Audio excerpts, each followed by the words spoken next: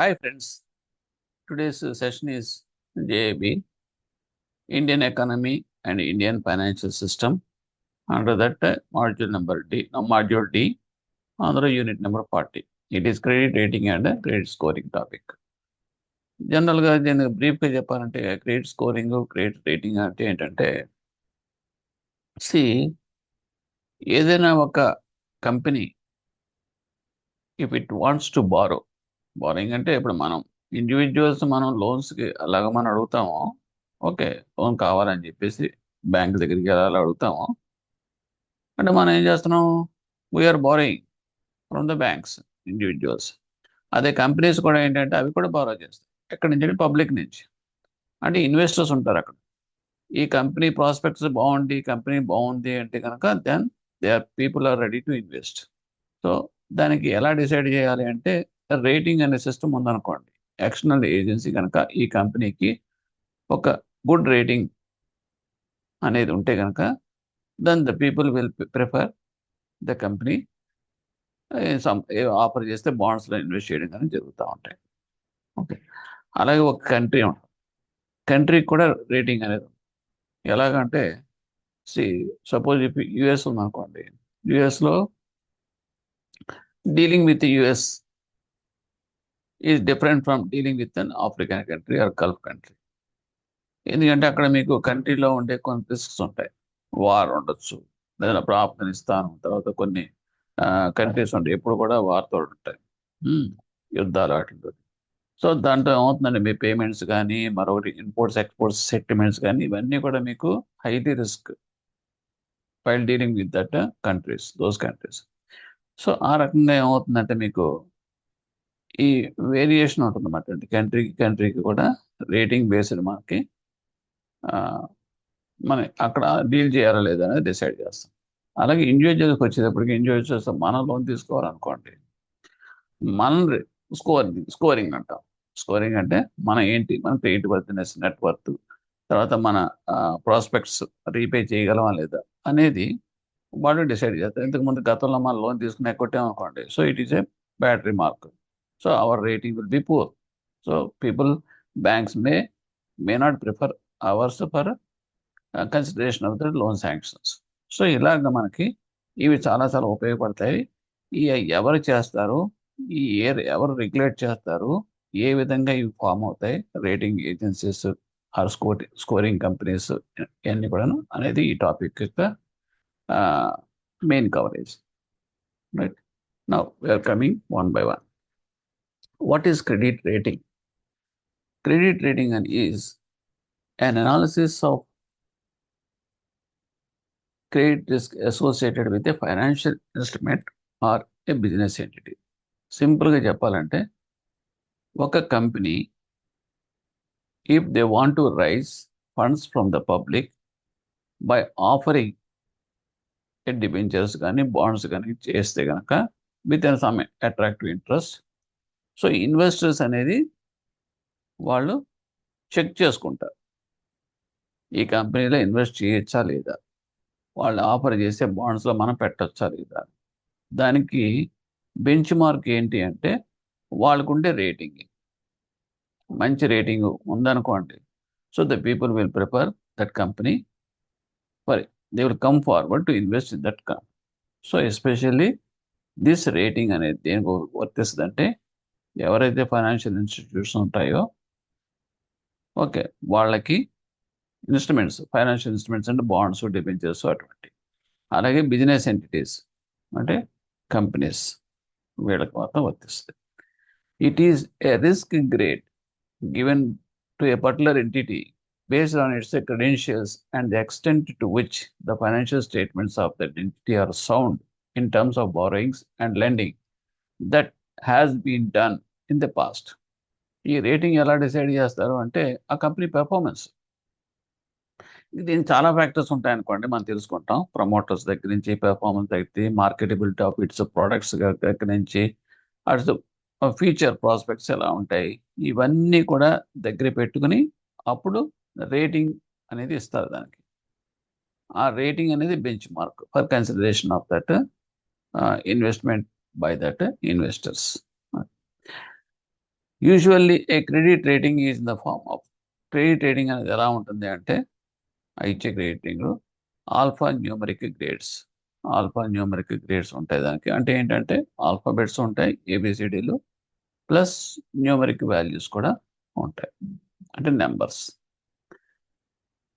Okay. And accompanied accompanied by a detailed report based on the financial history of the borrowing or lending and credit worthiness of that entity or the person obtained from that statements of the assets and liabilities with a view to determining their ability to meet that debt obligations. ఇక్కడ ఏంటంటే first ఈ credit rating ఏ రూపంలో ఉంటుంది అంటే కనుక alpha numeric గ్రేడ్గా ఉంటుంది. అలాగే accompanied by detailed report based on the financial history of the borrowings or lending. Financial history of the borrowing అంటే వీళ్ళ ఇంతకుముందులో గతంలో వీళ్ళు బారో చేయడం కానీ లెండింగ్ చేసిన ట్రాక్ రికార్డు ఎలా ఉంది, ఓకే, అనేది కన్సిడరేషన్ తీసుకుంటారు. సో ప్రీవియస్గా వాళ్ళు ఏదో కొన్ని బాండ్స్ ఇష్యూ చేశారు, ఓకేనండి, ఆ పర్టికులర్ కంపెనీ వాడు డిబెంచర్స్ అనుకోండి, బాండ్స్ అనుకోండి. సో అవన్నీ కూడా మీకు without any disputes in time pay చేశారనుకోండి, ఇట్స్ ఎ గుడ్ రేటింగ్. అలా కాకుండా suppose some percentage of that claims failed, disputes ఉండి పూర్తిగా 100% మరి ఇవ్వలేకపోయారు అనుకోండి, సో లిక్విడిటీ ప్రాబ్లం అనేది ఉండొచ్చు ఆ కంపెనీకి. So what factors effect this liquidity అనేది ఇవన్నీ కూడా మీకు డిఫరెంట్ సిచ్యువేషన్స్ పారామీటర్స్ని బట్టి ఉంటుంది. సో ఇవన్నీ కూడా మనకి history of that borrowings or లెండింగ్లో మనకి ఫైనాన్షియల్ హిస్టరీలో దొరుకుతాయి. సో దీన్ని బేస్ చేసుకుని మన రేటింగ్ అనేది ఇస్తారన్నమాట ఈ కంపెనీస్కి ప్రజెంట్లో. So credit worthiness of the entity is nothing but that institution, okay, అంటే that means financial institution or company whatever it may be, or the person obtain from the statements of its assets and liabilities. అదే ఒక person అయితే కనుక statements of assets and లయబిలిటీస్ని బట్టి with a view to determine their ability to meet the debt obligations. ఆ రకంగా ఏంటంటే వాళ్ళు ఆఫర్ చేసే డిబెంచర్స్ ఇన్ టైంలో రీపే చేయగలరా లేదా అనేది మనం డిసైడ్ చేయగలుగుతాం. దాన్ని మనం సింపుల్గా చెప్పాలంటే రేటింగ్ అని కూడా అంటాం. It helps in assessment of the solvency of that particular entity. ఇంకా చెప్పాలి అంటే ఇది ఒక రకమైన అసెస్మెంట్ లాంటి, ప్రోగ్రెస్ రిపోర్ట్ లాంటి. దాన్ని బేస్ చేసుకుని ఈ పర్టికులర్ ఎంటిటీ కంపెనీ అనేది, ఇన్స్టిట్యూషన్ అనేది సాల్వెన్సీ ఉంటుందా లేదా దీనికి అనేది కూడా మనం డిసైడ్. సాల్వెన్సీ అంటే ఏం లేదండి, మనకి రీపే చేయడమే సాల్వెన్సీ అంటే. బ్యాంకర్కి బారోయర్కి మధ్యలో సాల్వెన్సీ అనే వర్డ్ ఏమొస్తుందంటే బ్యాంక్ ఇచ్చిన లోను బారోయర్ రీపే చేయగలుగుతాడా లేదా. అలాగే ఇక్కడ కంపెనీస్ ఆఫర్ చేసే డిబెంచర్స్ ఆర్ ఆఫర్ చేసే ఇంట్రెస్ట్ రేట్ బాండ్స్ అవన్నీ కూడా విత్ ఇంట్రెస్ట్ వాళ్ళు టైంకి రీపే చేయగలరా, ఇవ్వగలరా ఇన్వెస్టర్స్కి లేదా, అదే మీకు సాల్వెన్సీ అంటే. In other words, a credit rating may be defined as opinion of the credit rating agency, CRA అంటాం, as to that issuer. That means a borrower of money capacity to meet its financial obligation to the depositor or bondholder, lender of the money on a particular issue or type of instrument, domestic or foreign currency, short term or medium term or long term, etc., in a timely manner. సింపుల్గా ఇదంతా ఒకే వర్డ్లో చెప్పాలి అంటే ఇవన్నీ చేసేది ఎవరు అంటే కనుక credit rating agency అంటాం. ఈ కంపెనీస్ తరఫున ఇవన్నీ చేసేవాళ్ళు, రేటింగ్ చేసేవాళ్ళు అంతా కూడా, ఓకే. ఇకపోతే ఇందులో ఏంటివి అని అంటే ఈ సిఆర్ఏస్ ఇచ్చేస్తారు, ఒక ఒపీనియన్ ఇస్తారు. ఒపీనియన్ అంటే అది ప్రీవియస్గా దానికి ఉన్న హిస్టరీ అంతా స్టడీ చేసి ఇదిగోండి ఈ కంపెనీలో కనుక ఇన్వెస్ట్ కనుక చేస్తే కనుక okay you can get this returns without any problem అనేది ఒక ఒపీనియన్ మాత్రం ఇస్తారు, ఓకే. సో ఇది అలా ఎవరికి ఇస్తారు అంటే అందులో ఇన్వెస్ట్ చేసేవాళ్ళకి. ఎందుకంటే వీళ్ళు కంపెనీ వాళ్ళు వెళ్ళి బారో చేస్తున్నారు, అంటే అడుగుతున్నారు పబ్లిక్ నుంచి, వాళ్ళు ఇన్వెస్టర్స్ దగ్గర నుంచి వాళ్ళు మొబిలైజ్ చేస్తున్నారు by offering of the bonds etcetera. So ఆ పాయింట్ ఆఫ్ వ్యూలో ఇది ఒపీనియన్ కింద ఉంటుంది అన్నమాట. వీళ్ళు ఇచ్చే report credit agency credit rating agency ఇచ్చేవాడు. తర్వాత high credit rating indicates high possibility of paying back the loan in it's entity without any issues. High rating ఇచ్చాడు అనుకోండి credit agency, so possibility of paying back that loan, paying back the loan కావచ్చు, లేదంటే కనుక paying back the debentures కావచ్చు, paying back that bonds కావచ్చు, what ever it may B, without any issues చేస్తారని చెప్పేసి ఒక నమ్మకం. అలాగే పూర్ క్రెడిట్ రేటింగ్ అనేది ఎప్పుడు వస్తుందంటే borrower has had trouble paying back loans in the past. ప్రీవియస్గా అతను ఇబ్బంది పెట్టాడు, ఏంటి పేమెంట్ ఆఫ్ దట్ డిబెంచర్స్ కావచ్చు, బాండ్స్ కావచ్చు, ఏదైనా సరే. సో ఆ టైప్లో ఆ సిచ్యువేషన్స్లో మనం ఏంటంటే పూర్ రేటింగ్ అనేది ఇండికేట్ చేస్తుంది. Next credit rating agencies CRS గురించి తెలుసుకుంటే it's a private company. First, it's a private company. Second, it's creditworthiness of large scale borrower such as company or a country. ఇది దేన్ని rating చేస్తుంది అంటే కంపెనీని rating చేస్తుంది, కంట్రీని రేటింగ్ చేస్తుంది. లార్జ్ స్కేల్ బారోయర్ అంటే కంపెనీ, ఎందుకంటే వాడికి ఫండ్స్ కొన్ని కోట్లలో కావాలనుకోండి, వాడు ఏం చేస్తాడంటే మాకు డిబెంచర్స్ ఆఫర్ చేస్తాం 8%కి, ఎవరైనా ఇన్వెస్టర్స్ ఇంట్రెస్ట్ ఉంటే కనుక మా కంపెనీలో పెట్టుబడి పెట్టండి, లేదంటే we're issuing the bonds at the rate of 10% per annum, so those who are interested can invest in our bonds. అలాగా రైజ్ చేస్తుంది అన్నమాట కంపెనీ పబ్లిక్ నుంచి, ఇన్వెస్టర్స్ దగ్గర నుంచి. సో ఆ రకంగా ఏంటంటే large scale borrower such as company కానీ అలాగే కంట్రీ కూడా కావచ్చు. ఓకే, వీళ్ళకి క్రెడిట్ వర్దినెస్ అనేది డిసైడ్ చేసేది ఈ credit rating agency. Effectively ranks the borrower on their ability to pay off their loans. ఈ రేటింగ్ ఇవ్వటం వల్ల ఏమవుతుందంటే how much ability this companies or countries have to pay off their loans అనేది decide చేస్తుంది ఈ rating అనేది. It assigns credit ratings which access a debtor's ability to pay back debt by making timely payments of the interest and repayments of the principal and the livelihood of that default. అది ఇందాక చెప్పింది. An agency may rate, అంటే ఈ credit rating agency also rate ఎవరికి చేస్తుంది, credit worthiness of issues of that obligations. Issues of the debt obligations అంటే companies, of debt instruments, debt applications or debt instruments కూడా issue చేస్తారు.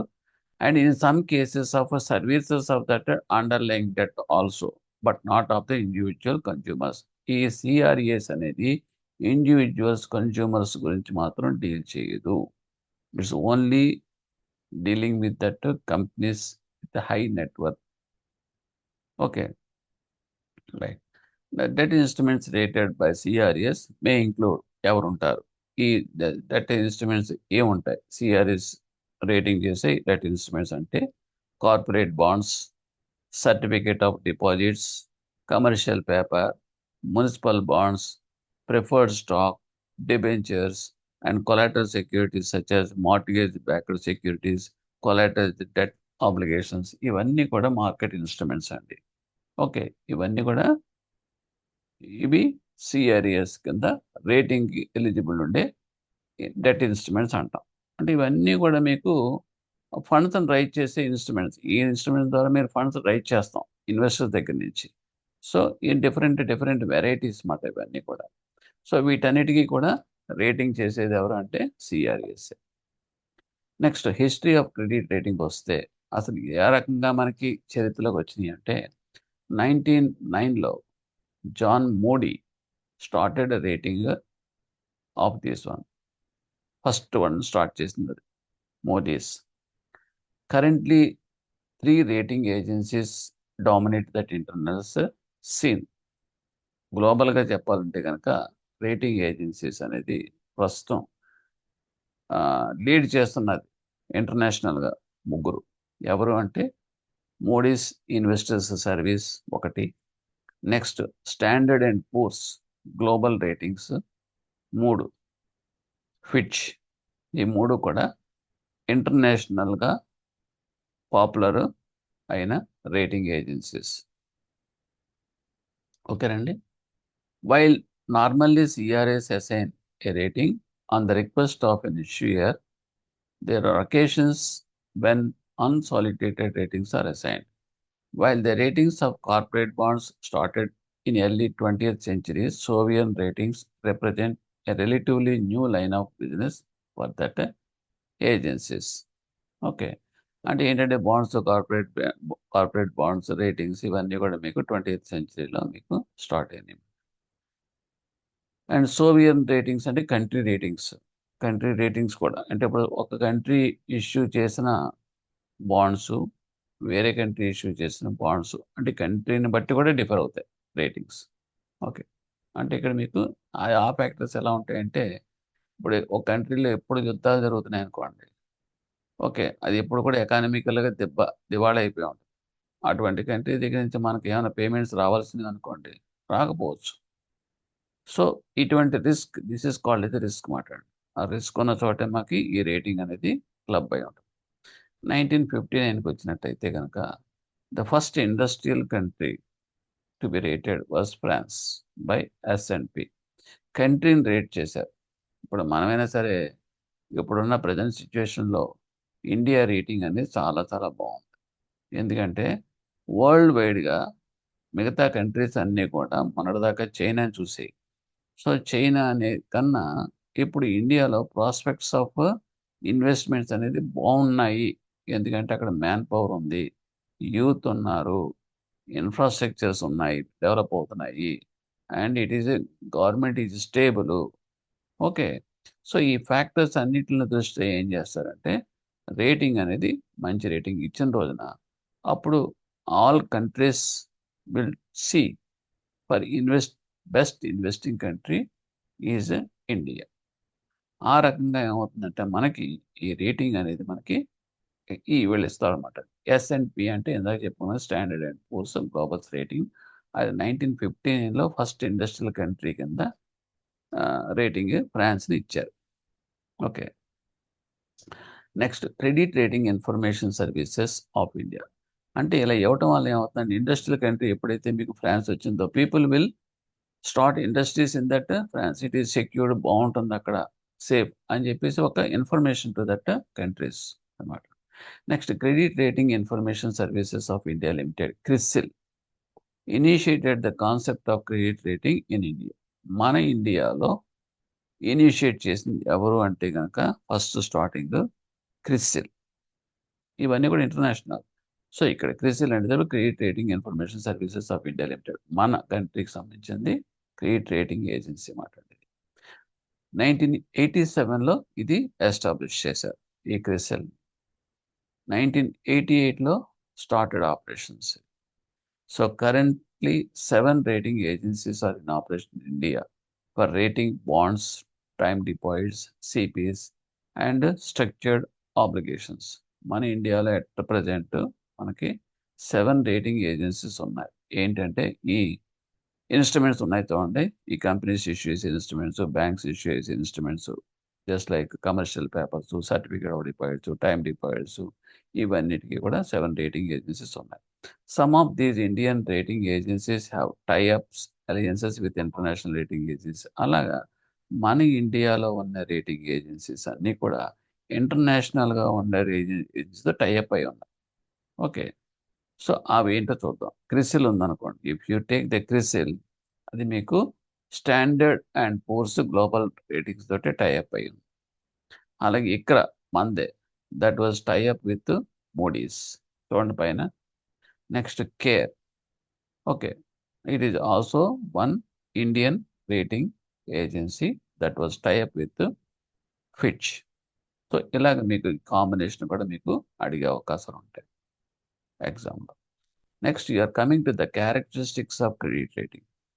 Characteristics అంటే ఏముంటాయండి credit రేటింగ్‌లో అంటే first assessment of issuer's capacity to repay.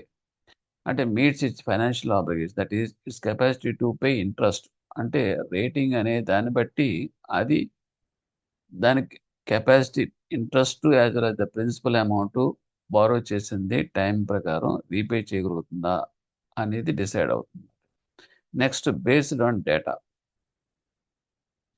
Based on the credit rating agencies accesses financial strength of the borrower on the basis of its financial data. Credit rating agency ఏ రకంగా assess చేస్తుందంటే okay financial strength of the borrower on the basis of the వాడుకున్న balance sheets వాడుకున్న financial స్టేట్మెంట్స్ని బట్టి decide చేస్తుంది ఆ rating అనేది. అంటే this is the factors for deciding of that rating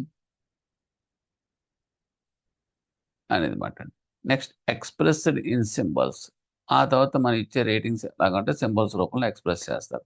ఎలాగంటే symbols AAA, BBB etcetera which can be understood by non experts as well as. దీనికి పెద్ద కోడ్ లాంగ్వేజ్ అక్కర్లేదు, సింపుల్ మాట అండి. ఇప్పుడు మనమైనా సరే ఏమనుకుంటున్నాం, ఒక స్టూడెంట్ గురించి చెప్పాలంటే బిలో యావరేజీ, జస్ట్ పాస్డ్, తర్వాత సెకండ్ క్లాసు, ఫస్ట్ క్లాసు, డిస్టింక్షను, లేదంటే గుడ్, వెరీ గుడ్, ఎక్సలెంట్, ఇవే కదండి మనకి అసెస్మెంట్ చెప్పాలంటే పెర్ఫార్మెన్స్ ఆఫ్ ఎ స్టూడెంట్. అలాగే ఇక్కడ కూడా మనం పెట్టుకున్నది అంటే AAA, BBB అలా పెట్టుకుంటాం. Carried out by experts. Rerating is done by experts of repeated accredited institution. ఇది ఎవరు పడితే వాళ్ళు చేయడానికి లేదండి. క్యారెక్టరిస్టిక్ క్రెడిట్ రేటింగ్ అనేది చేయాల్సింది అంటే స్పెషలైజ్డ్ పీపుల్ ఉంటారు, వాళ్ళు మాత్రమే చేయాలి. So that's why it is carried out by experts. Next guidance about investment, not recommendations. ఇది ఏం చేస్తుందంటే క్రెడిట్ రేటింగ్ అనేది చాలా చాలా important point. Just it will give you guidance but not any recommendation. ఇప్పుడు సపోజ్ ఏదైనా కంట్రీ గురించి ఉందనుకోండి, లేదంటే ఒక కంపెనీ గురించి ఉందనుకోండి, అడ్వైజ్ చేస్తుంది, ఇట్స్ ఓకే, పర్వాలేదు అని చెప్పి తన ఒపీనియన్ చెప్తుంది అంతే. బట్ మిమ్మల్ని మాత్రం రికమెండ్ చేయదు. చాలా చాలా important. So you are the deciding person as an investor to decide whether to go ahead or not. Okay. Credit rating is only a guidance. చూసారా, guidance to investors. It is not a recommendation to invest in any particular instrument. Okay. Next, benefits of credit ratings ఏముంటాయంటే there are two main stakeholders in the credit rating by CRAs. ఎవరు ఉంటారు stake holders ఇందులో? ఉపయోగపడేవాడు అంటే ఎవరికి ఉపయోగం అంటే ఇద్దరికే. ఎవరంటే investor and second person is issuer. ఇప్పుడు కంపెనీ ఉందనుకోండి, వాళ్ళు ఒక సర్టిఫికేట్స్ కానీ, డిబెంచర్స్ కానీ, బాండ్స్ కానీ ఇష్యూ చేస్తున్నారు అనుకోండి. సో ఈ రేటింగ్ బాగుందనుకోండి, మంచి రేటింగ్ వచ్చిందనుకోండి ఈ కంపెనీకి, దానివల్ల బెనిఫిట్ పొందేవాడు ఎవడు? కంపెనీ అంటే ఇష్యూయర్. ఇమీడియట్గా వాళ్ళు ఆఫర్ చేసిన బాండ్స్ అన్నీ కూడా పబ్లిక్లోకి వెళ్ళిపోతే వాళ్ళందరూ ఇన్వెస్ట్మెంట్స్ వచ్చేస్తాయి. 100 కోట్లు మనం సేకరించాలంటే 100 కోట్లు వచ్చేస్తాయి. ఓకే. నెక్స్ట్ ఇదేంటి, ఇంకో బెనిఫిట్ ఎవరంటే ఈ రేటింగ్ వల్ల ఉపయోగపడేది ఎవరికంటే ఆ కంపెనీ మంచిది, పెర్ఫార్మెన్స్ బాగుంది, రేటింగ్ బాగుందని చెప్పేసి రేటింగ్ ఏజెన్సీస్ ఇస్తున్నారు కదా. అటువంటిప్పుడు ఇన్వెస్టర్స్కి అంటే భరోసా. సో అది ఇన్వెస్టర్స్ కూడా ఉపయోగపడేది. అలాగే బెనిఫిట్స్ అనేది పొందేవాళ్ళు ఇద్దరే ఉంటారు, investor and the other side issuer. Okay, issuer అంటే company. And benefits to the ఇన్వెస్టర్స్కి ఏంటి, బెనిఫిట్స్ టు ది ఇష్యూయర్కి ఏంటి అంటే బ్రాడ్గా చెప్పాలంటే ఇన్వెస్టర్స్కి వస్తే కనుక అసెస్మెంట్ ఆఫ్ రిస్క్, వాళ్ళకి రిస్క్ తెలుస్తుంది. అదే కనుక పూర్ రేటింగ్ ఇచ్చారనుకోండి, అటువంటి వాళ్ళ ద్వారా వచ్చే బాండ్స్లో పెట్టాలంటే హై రిస్క్ ఉంటుంది అందులో. ఏమో తిరిగి వాళ్ళు పే చేస్తారో లేదో, ఎటువంటిదో ఏంటో, ఇవన్నీ కూడా వాళ్ళకి రిస్క్ ఫ్యాక్టర్స్ అన్నీ కూడా అర్థమైపోతాయి. అసెస్మెంట్ ఆఫ్ ద రిస్క్, దాన్ని బట్టి ఇన్వెస్టర్ డిసైడ్ చేసుకుంటారు ముందుకు వెళ్ళాలా వద్దా. ఇన్ఫర్మేషన్ అట్ లో కాస్ట్. అలాగే ఇన్ఫర్మేషన్ అనేది మనం దాని మీద రీసెర్చ్ చేయకుండా వాడే అన్నీ కూడా అటువంటి వచ్చినట్టు మనకి ఇస్తున్నాడు కాబట్టి without any cost we can know that about the company rating ద్వారా. అలాగే అడ్వాంటేజ్ ఆఫ్ కంటిన్యూస్ మానిటరింగ్. ఇకపోతే ఏంటంటే వాళ్ళు రేటింగ్ ఇవ్వడమే కాకుండా ఆ రేటింగ్ అనేది ఎవ్రీ 6 monthsకు రివ్యూ చేసి మనకి ఇస్తూ ఉంటారు. సో దానివల్ల ఏమవుతుందంటే మనం డిసైడ్ చేసుకుంటాం ఈ ఇన్వెస్ట్మెంట్స్ ఉంచుకోవాలా, లేకపోతే సేల్ చేయాలా, ట్రాన్స్ఫర్ చేయాలా, ఇటువంటివన్నీ కూడా మనం డెసిషన్ అనేది తీసుకోగలుగుతాం. Okay. And provides the investors a choice of investment. ఆ రకంగా ఏంటంటే తనకి చాయిస్ అనేది ఈ రేటింగ్ ద్వారా ఇన్వెస్టర్స్కి అవైలబుల్గా ఉంటుంది. So it is mostly useful benefits to that investors point of view. Next if you are coming that benefits to the issuer, companies వస్తే ఈజ్ ఇన్ బారోయింగ్స్. వాళ్ళ రేటింగ్ బాగుంటే ఆ రేటింగ్ బట్టి చాలా ఈజీగా వాళ్ళు ఫండ్స్ మొబిలైజ్ చేసేయగలుగుతారు. Okay. Borrowing at cheaper cost. That to rating ఎప్పుడైతే హై రేటింగ్ ఉంటుందో, వాళ్ళు తక్కువ ఇంట్రెస్ట్ రేట్స్ ఆఫర్ చేసినా కూడా ఇన్వెస్టర్స్ వచ్చేస్తారు. ఎందుకంటే గ్యారంటీడ్ అండి. తక్కువ ఉంటే ఏముంది మనకి ఎష్యూర్డ్ కదా! మన ఇన్వెస్ట్‌మెంట్ మీద రిటర్ను అన్న టైప్‌లో ప్రిఫర్ చేస్తారు. So, it is a commanding position of that issuer benefit కూడా. Next facilitates growth. అలాగే గ్రోత్ అంటే ఇష్యూయర్‌కి తనకు కావాలనుకున్నప్పుడు ఎప్పుడైతే మీకు ఫండ్స్ మొబిలైజ్ చేయగలుగుతున్నాడో, ఇన్వెస్ట్‌మెంట్స్ అన్నీ కూడా అట్రాక్ట్ చేయగలుగుతున్నాడో, సో, తనకి గ్రోత్ ప్రాస్పెక్ట్స్‌కి ఇదొక way. And recognition of lesser known companies. Recognition అనేది ఏమంటే రేటింగ్ వల్ల ఏమవుతుందంటే, మంచి రేటింగ్ వల్ల గుర్తింపు ఆటోమేటిక్‌గా వస్తుంది. ఈవెన్ ఇట్ ఈస్ ఎ కొత్త కంపెనీ అయినప్పటికీ కూడా రేటింగ్ ఎక్సలెంట్‌గా ఉందిరా అని టాక్ వచ్చిందనుకోండి. సో, ఆటోమేటిక్‌గా పాపులర్ అవుతుందండి. ఇట్ ఈస్ నథింగ్ బట్ ఒక what is that goodwill అండి. Okay. And imposes financial discipline on borrowers. అలాగే దీనివల్ల ఏమవుతుందంటే రేటింగ్ బెనిఫిట్స్ ఇష్యూయర్స్ వల్ల ఏమవుతుందంటే మంచి బారోయర్స్‌ని వాళ్ళు okay. The financial discipline of the borrowers అనేది వాళ్ళకి అలవరుచుకోవాల్సొస్తదన్నమాట. ఈ రేటింగ్ కీప్ అప్ చేసుకోవడం కోసం. Next greater information disclosure. అలాగే ట్రాన్స్‌పరెన్సీ కూడా డెవలప్ చేస్తారు. సో, వీటి వల్లే మీకేమవుతుందంటే రేటింగ్ పెరుగుతది కాబట్టి. సో, ఇది all the benefits to that issue.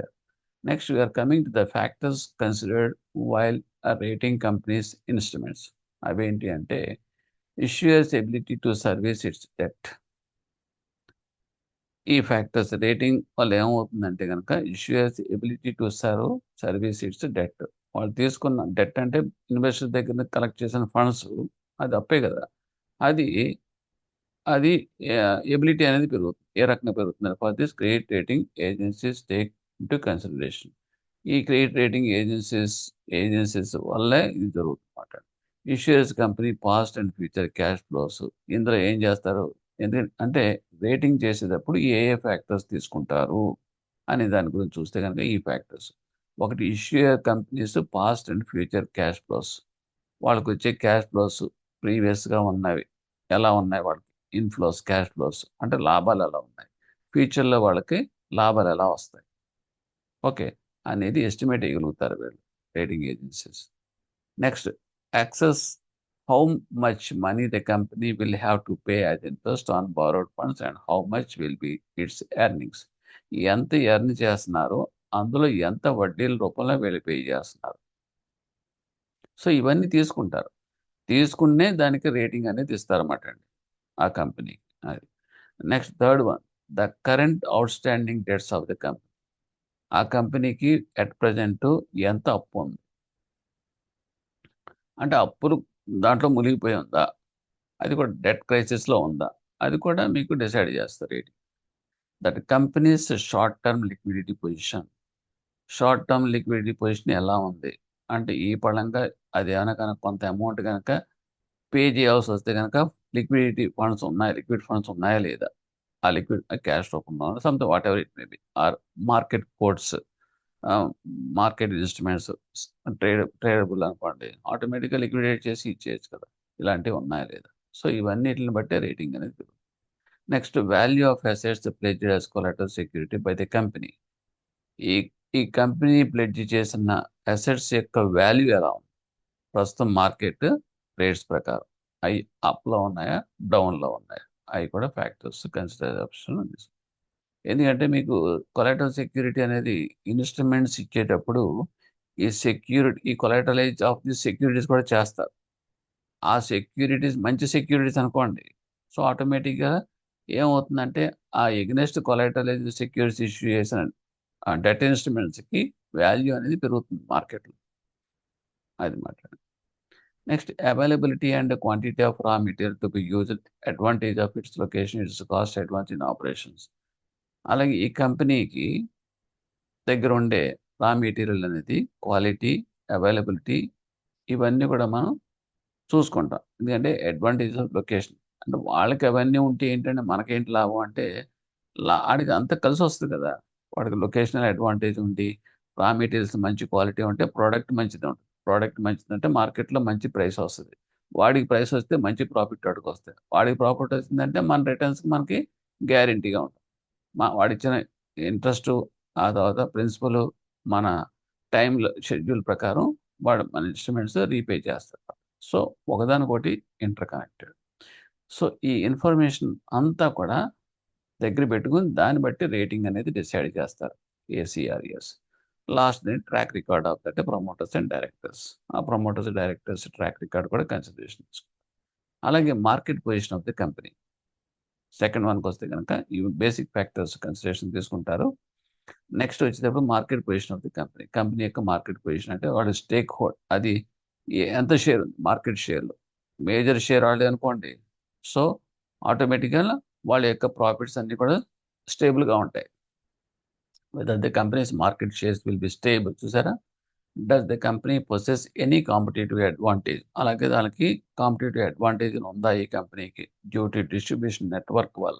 అంటే వాళ్ళకి డీలర్స్ అన్నీ కూడా ఎక్కువ ఉన్నారనుకోండి నెట్వర్క్. వాళ్ళు ఏ ప్రోడక్ట్ అయినా సరే ఆ డీలర్స్ ద్వారా వెళ్ళిపోయిందనుకోండి మార్కెట్‌లో కన్స్యూమర్ దగ్గరికి. సో అది అడ్వాంటేజే కదా! అటువంటి ఫెసిలిటీ ఇన్‌ఫ్రాస్ట్రక్చర్ అటువంటి ఫెసిలిటీస్ ఉన్నాయా లేదా ఈ కంపెనీకి?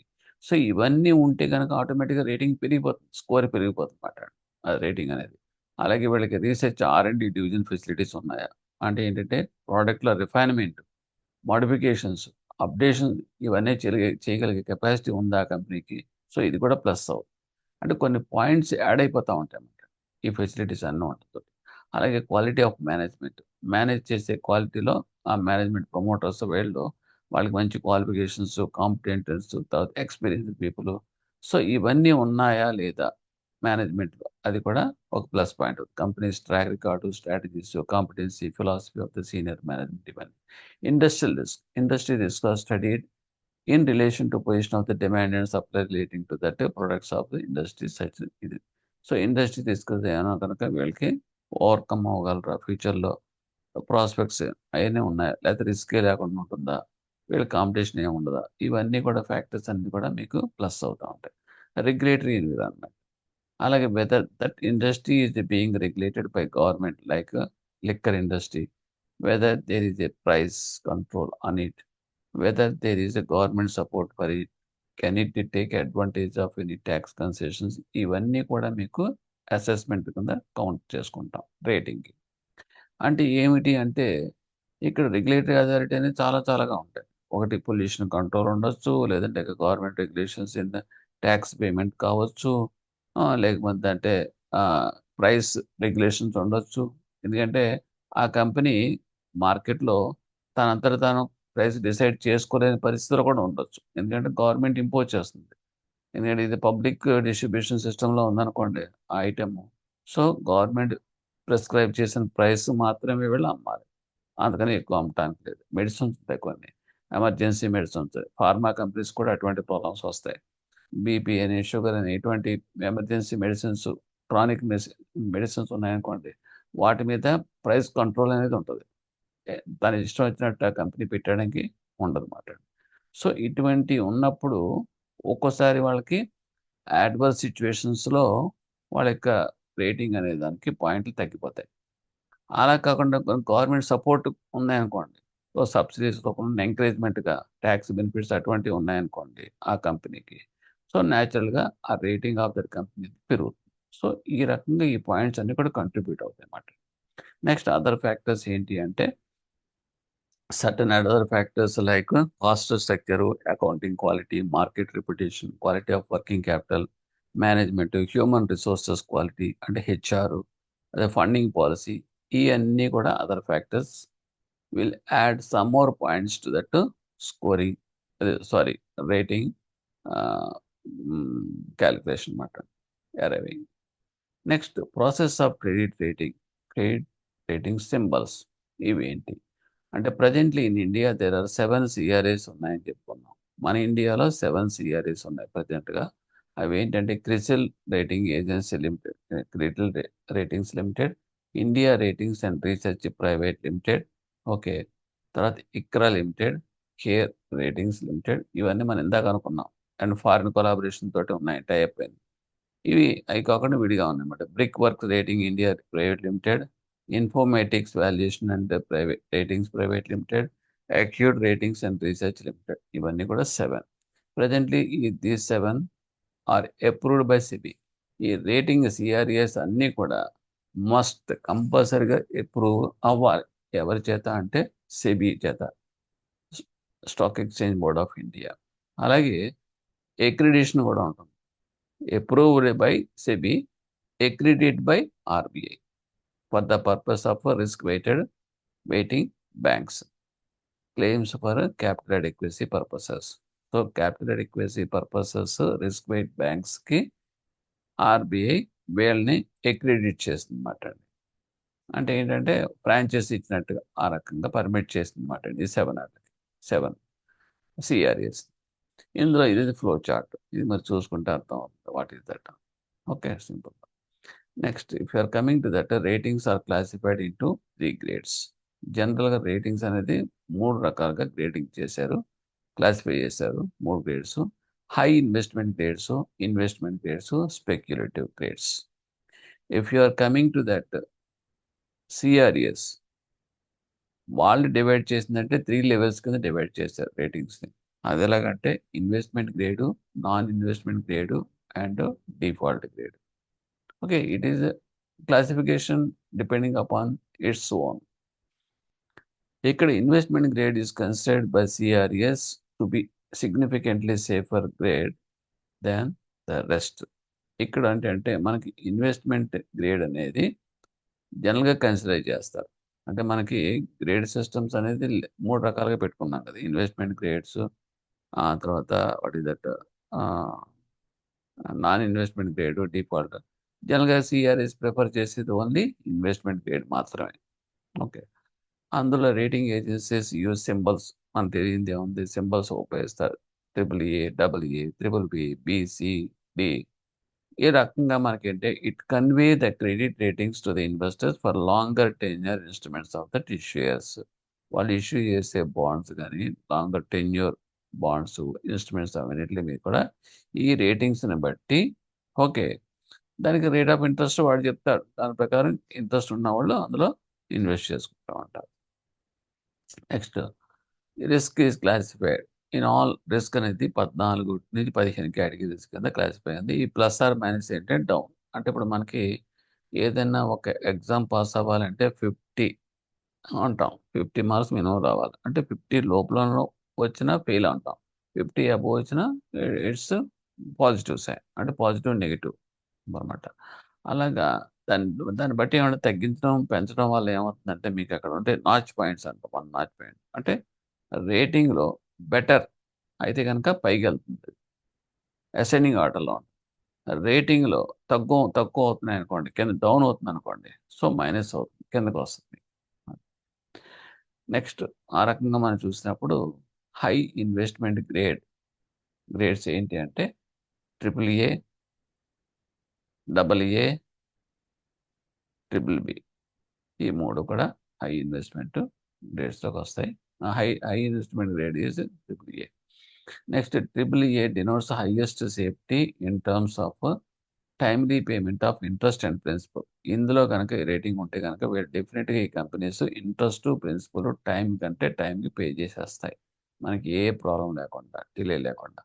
The issuer is fundamentally strong because ఎవడైతే కంపెనీ ఇష్యూ చేశాడో వాళ్ళు ఫండమెంటల్గా స్ట్రాంగ్ అన్నట్టు లెక్క. Any adverse changes are not going to effect. ఒక్కవేళ కనుక సిచ్యువేషన్స్ యాడ్వర్స్గా ఉన్నప్పటికీ కూడా వాళ్ళు రిజర్వ్ ఫండ్స్ అయినా సరే ఇచ్చేస్తారు తప్పితే వాళ్ళు ఎక్కడ బ్రేక్ చేయరు, అంత సౌండ్ పొజిషన్లో ఉన్నారు అని డిసైడ్ చేసి చెప్తుంది ఈ AAA రేటింగ్. అంటే AA వచ్చేటప్పటికి AA denotes high safety in terms of timely payment of interest and principal. High safety but highest కాదు. ఇక్కడ AAA ఈజ్ హైయెస్ట్, దాని కింద కొంచెం అంటే హై సేఫ్టీ. ఏ అనేది denotes adequate safety in terms of timely payment of interest. Adequate sufficient, పర్వాలేదు, so మరీ default అవరు అది చెప్పడం. Changes in circumstances can adversely effect such issues. ఇకపోతే ఏమైనా సిచ్యువేషన్స్ వస్తే మాత్రం కొంచెం డోల్ డ్రమ్స్లోకి వెళ్తుంది ఈ ఏ అనేది, అదర్వైజ్ ఇట్స్ ఓకే ఆ టైప్. నెక్స్ట్, BBB అనేది వచ్చేటప్పుడు BBB denotes moderate safety in terms of timely payment of interest and principal speculative grades.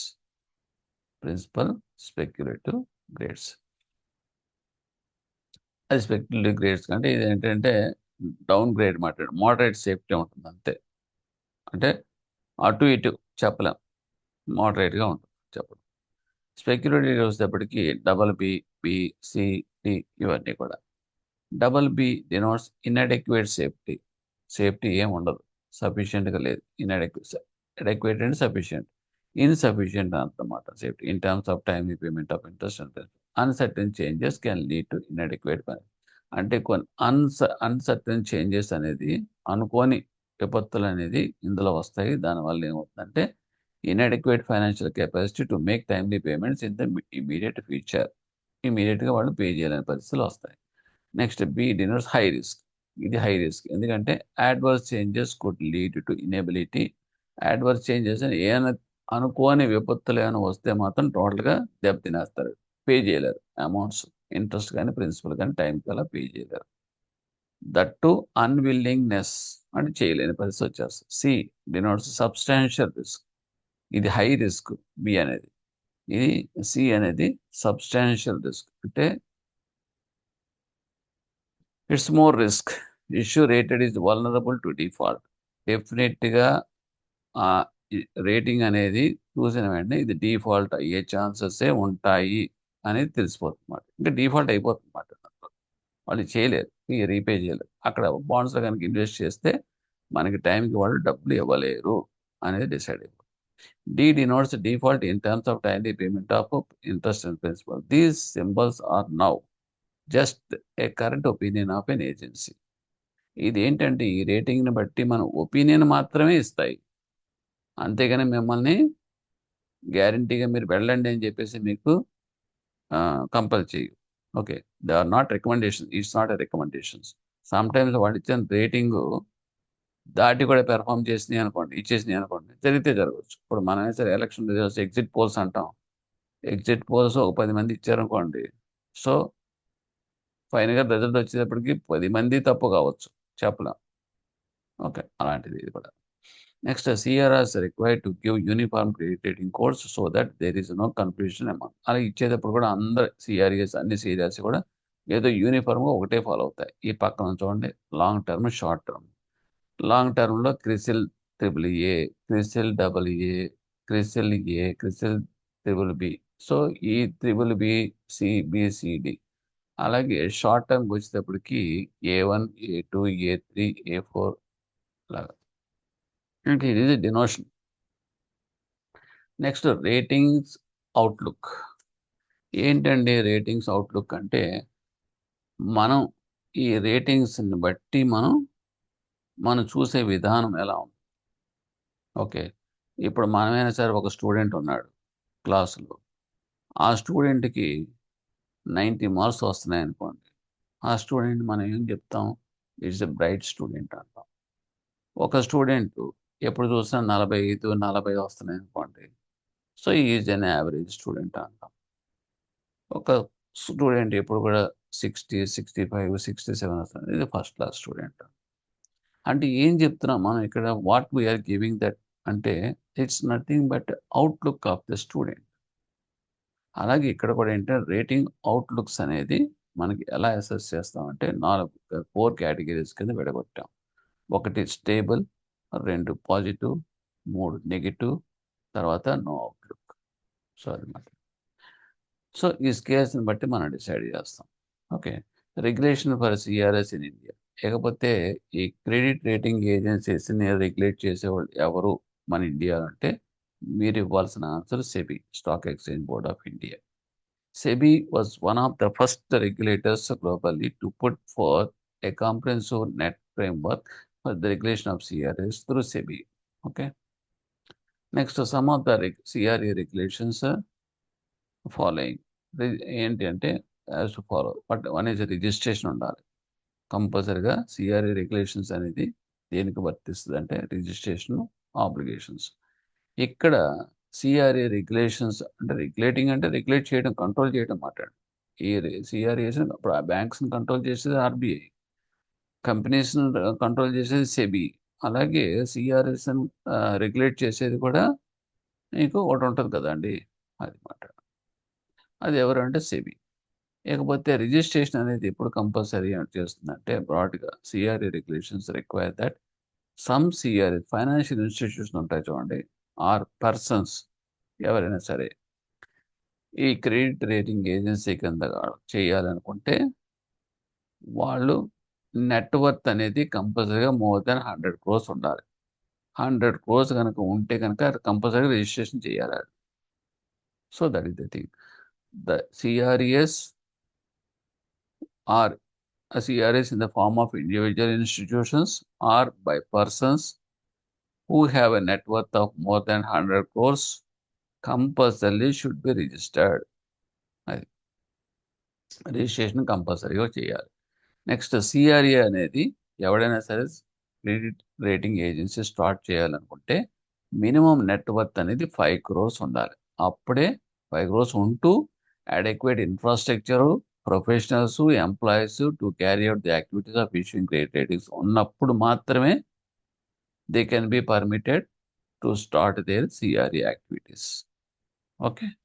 Additional registration would only be granted if it is registered the applicant in that interest of the investors and security market. వాళ్ళు కనుక ఇది కాకుండా అడిషనల్గా వాళ్ళు registration చేసుకోవాలి అనేది ఎప్పుడు వస్తుంది అంటే కనుక వాళ్ళు ఇంట్రెస్ట్ ఇన్వెస్టర్స్ దగ్గరికి వెళ్తే మాత్రం, సెక్యూరిటీస్ మార్కెట్ దగ్గర కానీ ఇన్వెస్టర్స్ దగ్గరికి వెళ్ళినప్పుడు మాత్రం కంపల్సరీగా రిజిస్టర్ చేయాలి. ఎందుకు చేయాలి అంటే ఇన్వెస్టర్స్ అంటే nothing but A public. So ఎప్పుడైతే పబ్లిక్ వెళ్తున్నారో ఇది కంపల్సరీ రిజిస్టర్డ్ అయి ఉండాలి ఈ సిఆర్ఏ. ఎందుకంటే అన్రిజిస్టర్డ్ మనం ఒప్పుకోం. రేపొద్దున తేడా పాడా వస్తే కనుక these institutions are answerable to that public. So ఆ రకంగా ఇట్ ఈస్ కంపల్సరీ. నెక్స్ట్ ఆబ్లిగేషన్స్కి వస్తే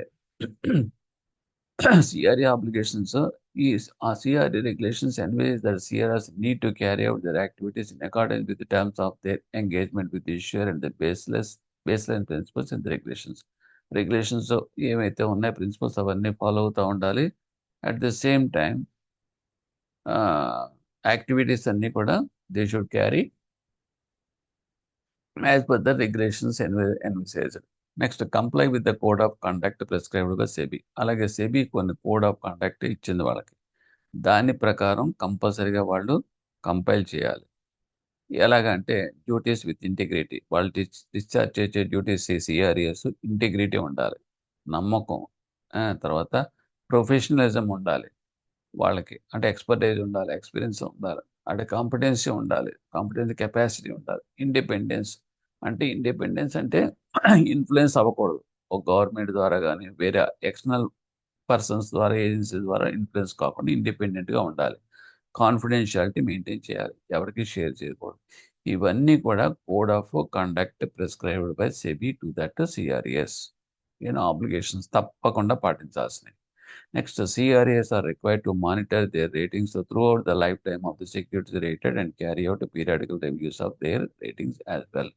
ఒక్కసారి గనక వాళ్ళు రేటింగ్ చేస్తే కనుక ఎవరికైనా, కంపెనీస్ కానీ ఇండివిజువల్స్ ఎవరికైనా సరే, అది ఎప్పుడు కూడా కంటిన్యూ అవుతూ ఉండాలి. నెక్స్ట్ ఇయర్ ఏంటి, డౌనా, ఇంక్రీజా అంటే రివ్యూ అంటాం. ఆ రివ్యూ చేస్తూ దాన్ని కంటిన్యూ అవుతూ ఉంటుంది అన్నమాట, permanent record. Next we are coming to that fees for credit ratings. ఇకపోతే ఫీజుకి వస్తే ఏముంది అంటే, in the credit rating business, investors, financial intermediates and other lenders don't pay that rating fees. ఈ సిఆర్ఈఎస్కి వీళ్ళు ఫైనాన్షియల్ ఇంటర్మీడియట్స్ కానీ ఇన్వెస్టర్స్ కానీ ఉపయోగించుకున్నంత మాత్రాన వాళ్ళ ద్వారా వీళ్ళకి ఏమి రాదు, ఫీజు రూపంలో పెద్ద ఏమి రాదు. వీళ్ళకి వచ్చే ఫీజు సోర్స్ ఏమిటి అంటే ఇదండి. The issuers, what is that? Issuers the fees constitute 90% of the total revenues of the rating agencies. Rating agencies నుంచి వస్తాయన్నమాట. అంటే ఏంటంటే ఈ కంపెనీస్కి రేటింగ్ చేస్తారు కదా, వాటి నుంచి వచ్చేదే మెయిన్ ఇన్కమ్ వాళ్ళకి. Okay. Issuer of that financial instruments pays fees to the rating agencies and this is the major source of revenue of the CRS.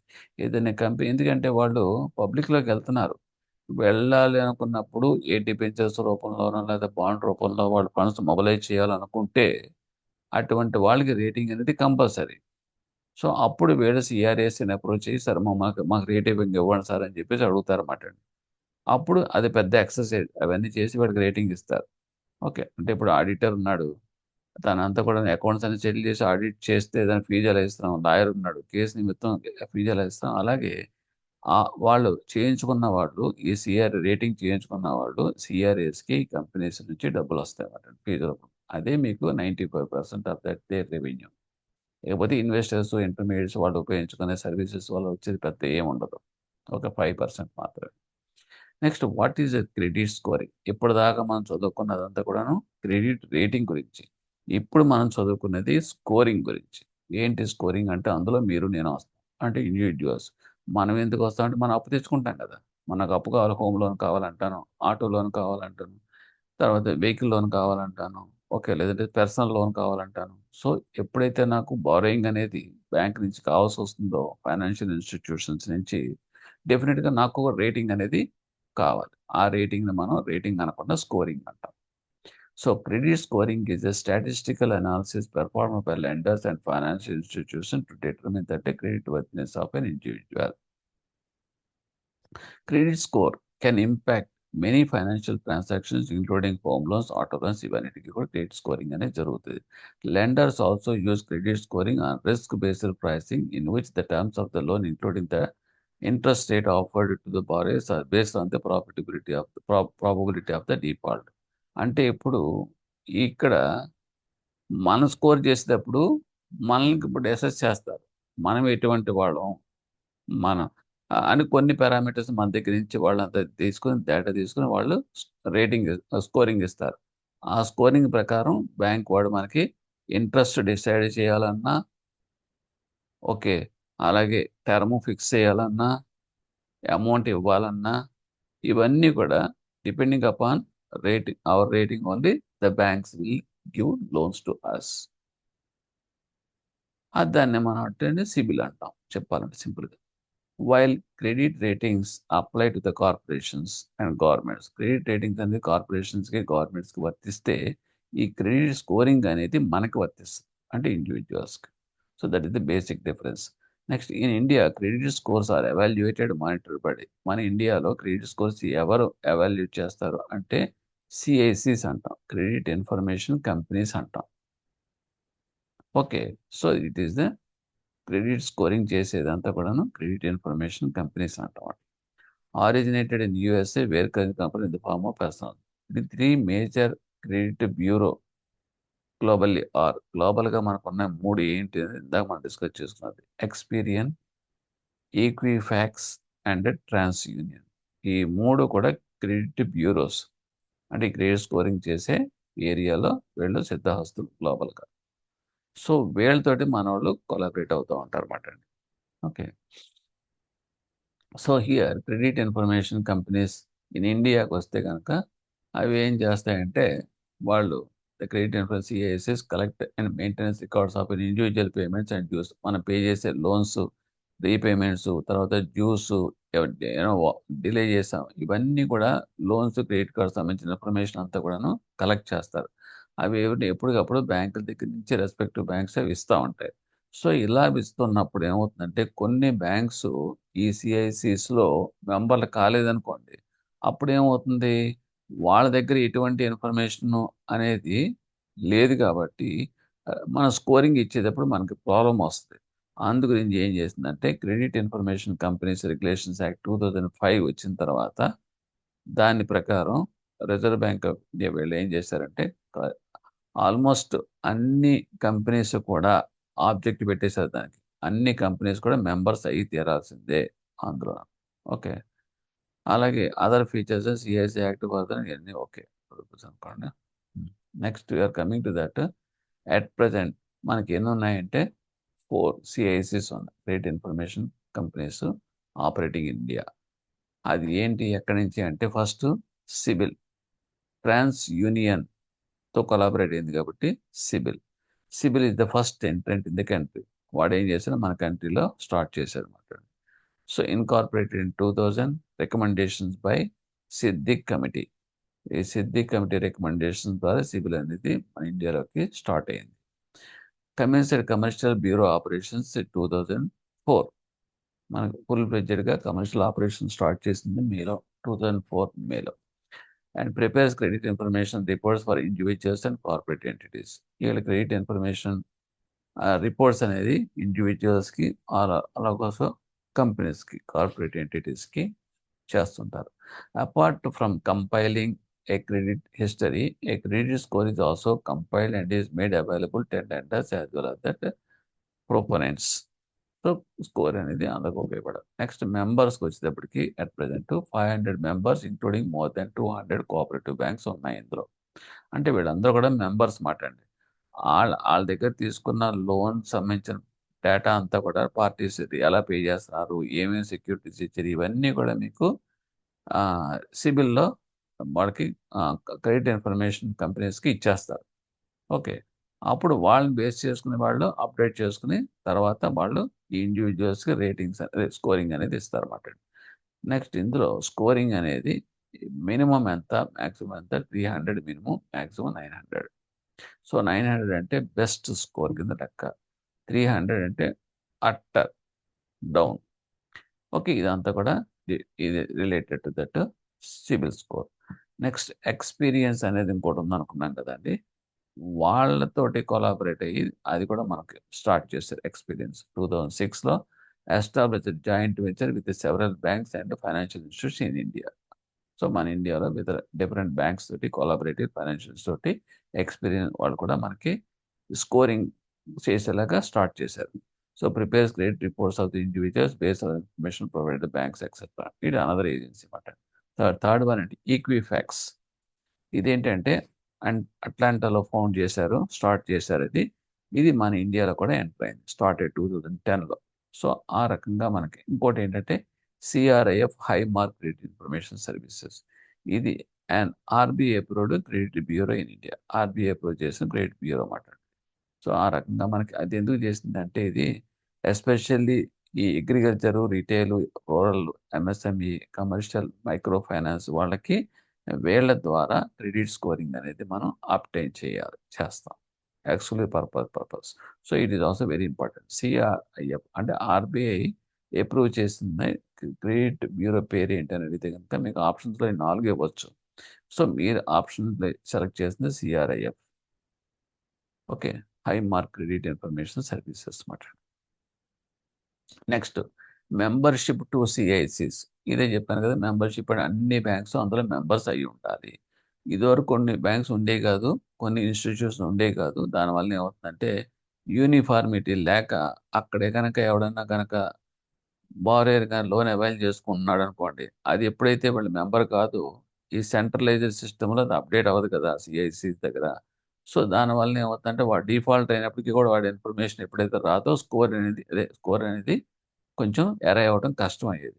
తర్వాత ఏం చేసిందంటే ఈ కంపల్సరీగా గవర్నమెంట్ అన్ని కంపెనీస్, అన్ని ఇన్స్టిట్యూట్స్ కూడా కంపల్సరీగా మ్యాండేటరీగా మెంబర్షిప్ అవ్వాల్సిందే అని పెట్టడంతో ఇప్పుడు అందరూ అందులోకి వచ్చేసారు. నెక్స్ట్ రెగ్యులేటరీ గైడ్లైన్స్ కవరింగ్ సిఐసిస్ ఏమిటి అంటే following enactment of that regulation act వచ్చింది. ఓకే, దాని ప్రకారం మీకు ఈ క్రెడిట్ ఇన్ఫర్మేషన్ కంపెనీస్ అనేది సెటప్ అవుతాయి అన్నమాట ఈ రెగ్యులేషన్స్ యాక్ట్ ప్రకారం. So section 15 of that CACRA, every credit institute required become member of at least 1 CIC. మనకున్న 4 సిఐసిస్లో ఏదో ఒక సిఐసిలో కంపల్సరీగా వాళ్ళ మెంబర్ అయి తీరాల్సిందే. అది section 15 of that means what is that credit companies regulations act అనేది, credit information companies regulations act అనేది మ్యాండేటరీ చేశారు. సెక్షన్ 17 ఆఫ్ సిఐసిఆర్ఏ ఏం చెప్తుందంటే CIC may seek and obtain credit information from its members only. And members దగ్గర నుంచి మాత్రమే అది obtain చేయాలి. ఒక మెంబర్ బ్యాంక్ కావచ్చు, క్రెడిట్ ఇన్స్టిట్యూషన్స్ కావచ్చు, అంటే ఫైనాన్షియల్ కంపెనీస్ కావచ్చు. As a result wherever there was any enquiry, the enquiring bank was able to obtain credit information on a particular borrower client as mentioned by that CIC. So దీనివల్ల ఏమవుతుందంటే ఎవడైనా అడిగినప్పుడు enquiry చేస్తే కనుక బ్యాంక్కి మనకి information అనేది అవైలబుల్గా ఉంటుంది. కాబట్టి it is a mandatory of joining all members in this CICs at their choice. So ఇది టు ఓవర్కమ్ అలా కొన్ని ఇదివరకు ఏంటంటే కొన్ని నాన్ మెంబర్స్ కూడా ఉండేవారు. దానివల్ల మనకు చెప్పాను కదా మన ప్రాబ్లమ్స్ వస్తున్నాయని చెప్పి రిజర్వ్ బ్యాంక్ ఆఫ్ ఇండియా ఏం చేస్తారు ఒక కమిటీని ఫామ్ చేస్తే ఆ కమిటీ ఇచ్చిన ఆదిత్య పూరి రికమెండేషన్స్ ప్రకారం వాళ్ళు ఏం చేశారంటే ఆ రికమెండేషన్ ప్రకారం అన్ని కంపెనీలు కూడా అన్ని అందరూ కూడా అందులో మెంబర్స్ అవ్వాల్సిందే మస్ట్. ఎవడో కూడా నాన్ మెంబర్ కింద కంటిన్యూ అవ్వడానికి లేదు అని చెప్పడంతో మంచి పద్ధతి అయింది. ఓకే. Next credit scores. క్రెడిట్ స్కోర్స్కి వచ్చేటప్పటికి క్రెడిట్ స్కోర్ అనేది it is a statistical number. Creditworthiness is based on the credit history.